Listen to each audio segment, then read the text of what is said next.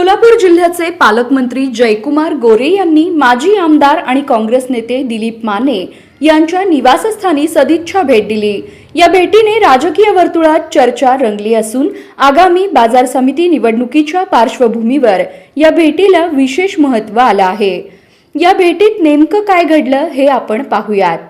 पालकमंत्री जयकुमार गोरे आणि दिलीप माने यांचा जुना याराना आहे। पालकमंत्री सोलापूरमध्ये आले की ते दिलीप माने यांची भेट घेतात। आज पालकमंत्री गोरे यांचा सोलापुरात व्यस्त दिवस होता, पण दुपारच्या सुमारास ते होटगी रोडवरील सुमित्रा निवासस्थानी दाखल झाले, जिथे त्यांचा भव्य स्वागत सोहळा आयोजित केला होता। मोठ्या शामियान्यात स्नेहभोजनाचा कार्यक्रम रंगला। यावेळी आमदार दिलीप सोपल, माजी आमदार राजन पाटील, काँग्रेस नेते शिवाजीराव साळुंखे, राष्ट्रवादी काँग्रेसचे किसन जाधव, उज्ज्वला पाटील, अशोक देवकते यांच्यासह माने यांचे असंख्य समर्थक उपस्थित होते। माजी मंत्री लक्ष्मण ढोबळेही निवेदन देण्यासाठी दाखल झाले आणि त्यांनाही स्नेहभोजनात सामील करण्यात आलं। बाजार समितीच्या निवडणुकीच्या पार्श्वभूमीवर ही भेट महत्त्वाची मानली जात आहे। बाजार समितीवर मागील 3 टर्ममध्ये दिलीप माने यांचं वर्चस्व राहिलं आहे।